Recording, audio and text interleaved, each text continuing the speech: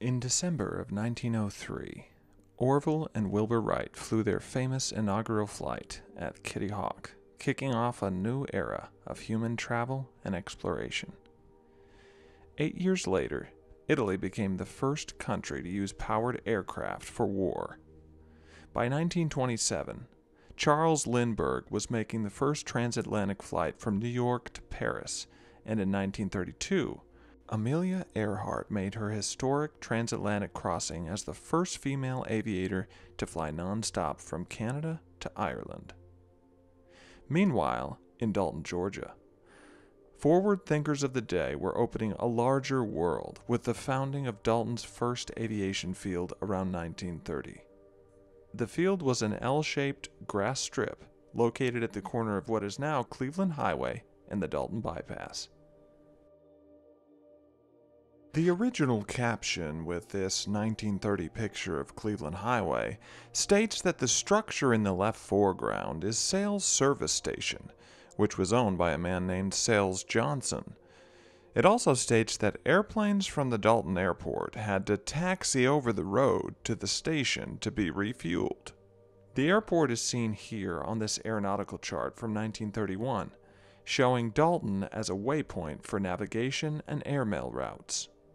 Most of the history of Dalton's early airport has been lost, but thankfully a few photos remain that were taken at the original airport.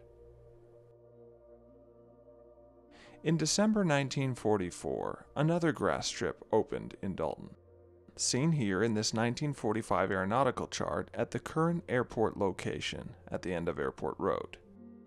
The original layout was an L-shaped grass strip runway. In this aerial photo of the airport from 1993, you can still see the scars of the old runway bed sitting beside the modern asphalt runway. Originally, Airport Road Southeast went to the north of the grass runway and crossed the Conasauga River at Smoke Ford. The roads were later moved several times with the changing runways. In 1948, another airport sprang up in Dalton named Mountain View.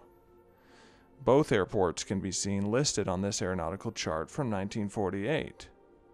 The grass runway was located on top of the hill across from the present-day Ford dealership near exit 336 on I-75. In this Google aerial photo from 1993, the bed of the runway can still be seen. Today, a housing development resides in this spot. In those days, Floyd Price ran a small aviation service out of both airports, alternating between the two locations. In 1963, Rollins Jolly, then chairman of the Dalton Chamber of Commerce and founder of Jolly Textiles, which later became J&J Industries, spearheaded a move to grow the airport at its current location.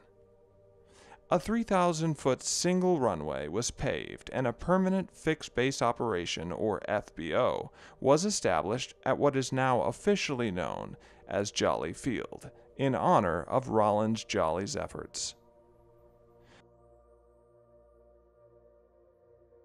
In 1972, taxiway turnaround loops were added to the ends of the runway, and in 1985, a parallel taxi was added, running the full length of the runway. The 80s saw a boom in private aviation, which brought new hangars and rapid expansion. By 1993, the runway had been extended to 5,000 feet, and the main terminal building and hangar were moved from their original location, further out from the runway. In 2002, the runway was extended another 500 feet to bring it to its present length at over a mile long. As the airport grew, FAA regulations mandated the hangars and buildings be further from the runway. In 2007, 20 new T-hangars were built and the old T-hangars were torn down. In 2018, the ramp area where the old T-hangars stood was repaved, erasing traces of the original configuration.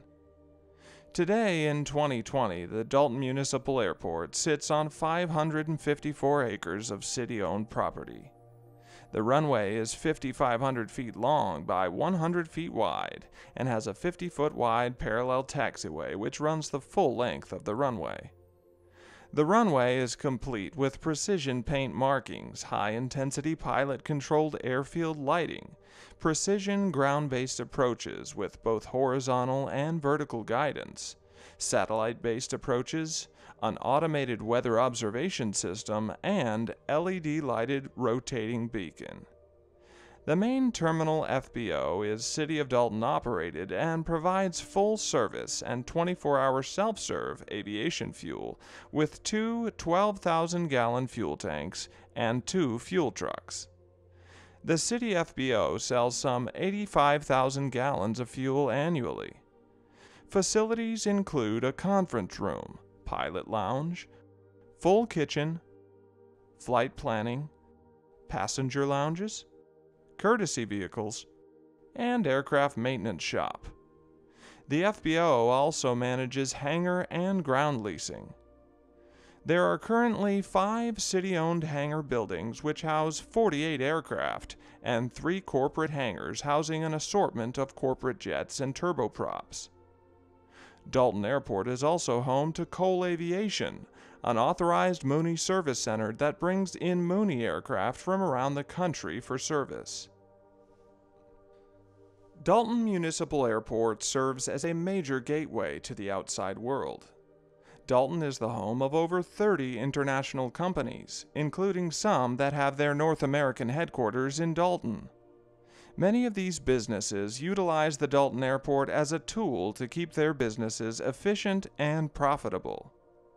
This support includes expanding their market areas, providing access for visiting customers and suppliers, and facilitating just-in-time air shipments of parts and supplies to keep production rolling. Airports in Georgia are major contributors to the state's economy. The airport's annual economic impacts comes from the day-to-day operations associated with the airport's management function, activities associated with aviation-related business tenants at the airport, impacts from annual average capital investment, and expenditures from visitors who arrive via the airport.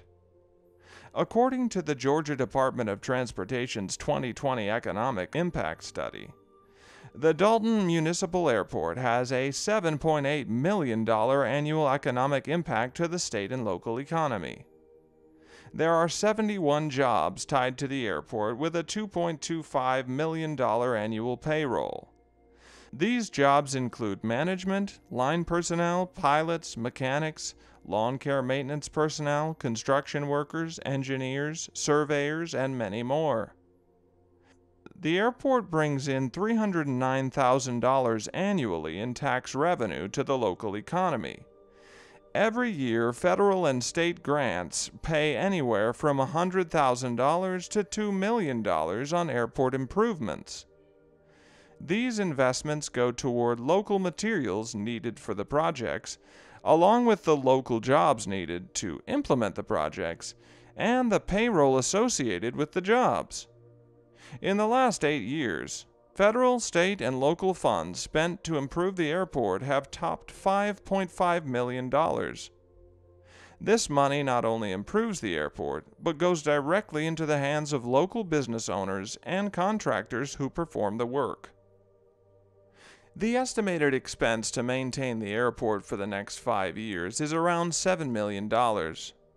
That's $6.65 million in federal and state grant monies and $350,000 in local match funding.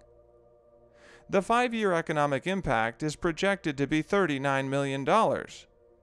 That's a 457% return on investment.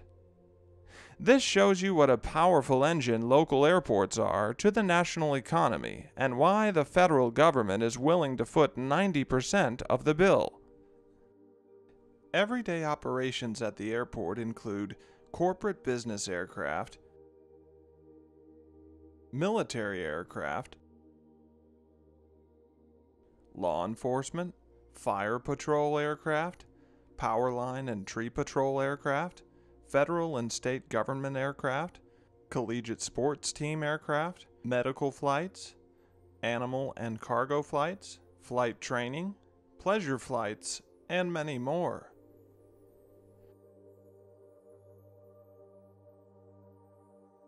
With our current runway size, a Gulfstream 550 is about the largest jet we can accommodate at Dalton Airport.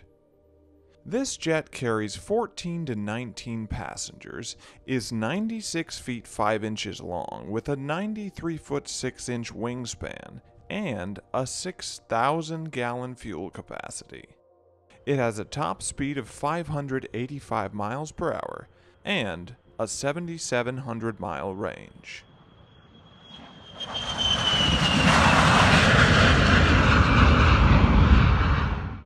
The largest turboprop aircraft we have ever had in Dalton is a Lockheed Martin C-130 Hercules.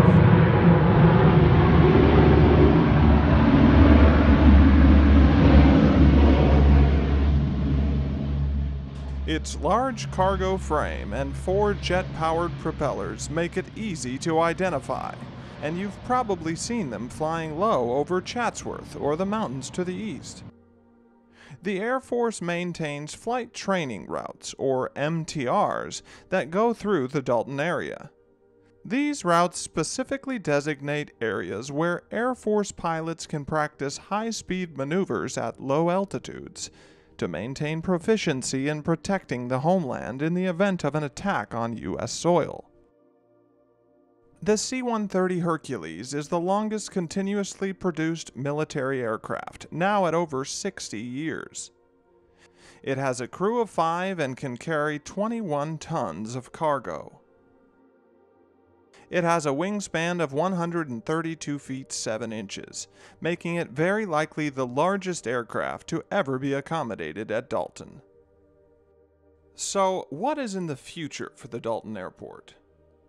We just completed a 10-year airport layout plan, which includes plans to build new T-hangars and corporate-style box hangars, plans for acquiring more navigation easements so that we can remove problem trees and make our approaches safer, and plans to extend the runway to 6,000 feet to allow for even larger jets to utilize the airfield. Other exciting innovations in aviation are emerging, which could bring even more change in the next 10 years. Auto Aviation has just announced their new Solera 500L, which is designed to be a 6-person private aircraft which will fly at 460 miles per hour with a 4,500 nautical mile range.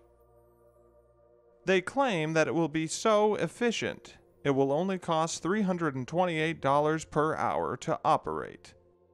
The plane has had 31 successful test flights already and is scheduled to hit the market by 2025. Who knows? You may see several of these hangared at Dalton in the near future. As we look to the future, we continue to uphold the 90-year legacy of the airport in Dalton as an integral part of this community we call home.